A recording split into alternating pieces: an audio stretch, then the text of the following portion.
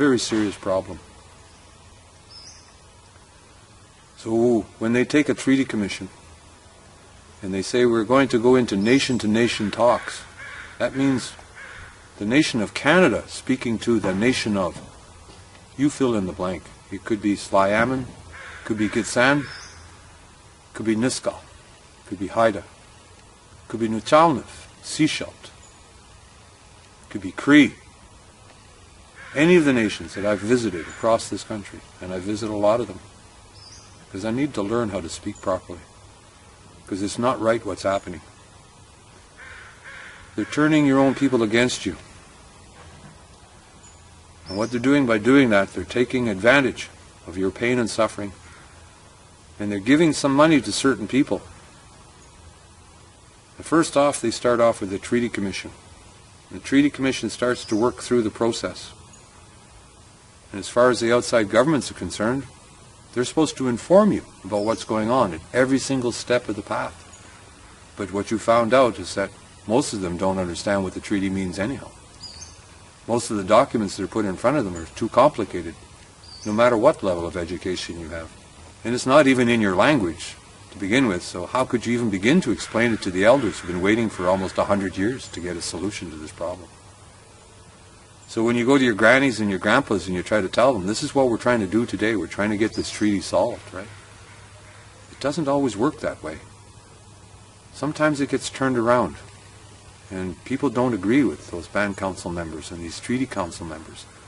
And all of a sudden you have a real dilemma, because your traditional laws of Ayuk up north, they don't allow you to speak disrespectfully in public about other people. And no matter how angry you are, as soon as you speak from a place of anger, they can turn it against you.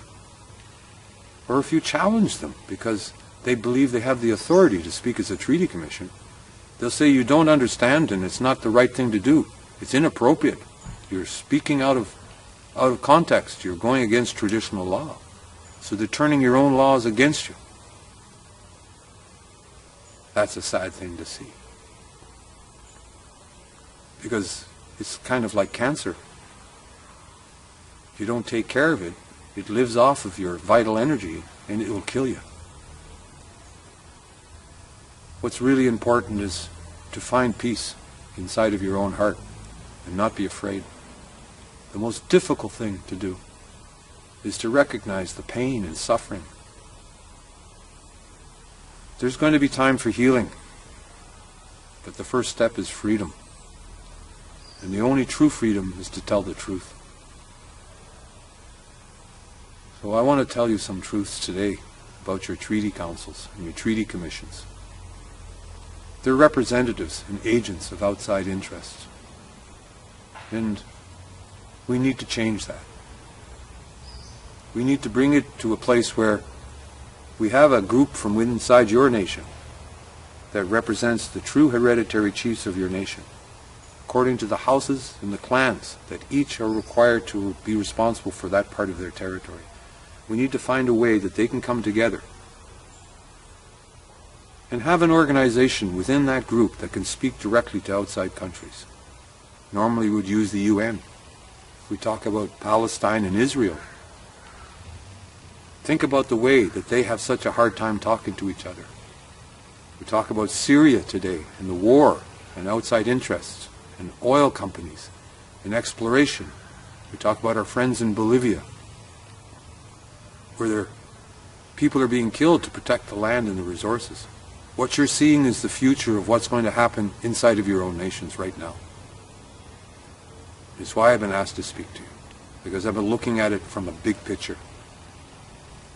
Creator put me in a place 30 years ago in my life where I had an opportunity to go and do some serious work to heal. And where I went to was to First Nations, and they helped me. They put my heart back in my chest. And that's the part that you need to do for yourself. You need to sit down with each other and say, enough. Enough. That's what you need to say. Be calm. What you need to do immediately, please take my counsel, is back away from every treaty table immediately, right across Canada. What you need to do is stop all equity sharing and resource contracts that have been organized through treaty commissions without your permission, and immediately stop all resource exploitation on your land. You need to do that right now. Because if you don't, they're not going to stop. And be careful, because they keep changing the names of the organizations. Be careful it doesn't happen inside your own nation. One day you've got a treaty society that failed in its agenda to take over your country from within, and they rename themselves. Be certain if that new name is that special group that only represents the highest houses of all the clans in your nation. Be very careful. Watch out for anger, because anger comes from grief. That grief comes from your suffering. Hundreds of years of suffering in this country. On the West Coast it's about 200 years. On the East Coast it's almost 500 years. No, it's time for you to sit down. Call your elder chiefs, call your elders to sit down in a council circle. The old way. Give people a chance to speak, not be directed in what to say, not be afraid to tell the truth. And please, we don't need to know about the pain and suffering in your personal story, but we do need to know about what you want for the future for your children. I speak to the nations, not just in Canada, but other countries. I think it's really important that you listen to yourselves and you know what's not right. You know when your own relatives, chiefs, high chiefs, counselors, are being influenced by outside money, gifts. I learned when somebody doesn't have something, it's really easy to take advantage of them by giving them something. Then they become controlled by you.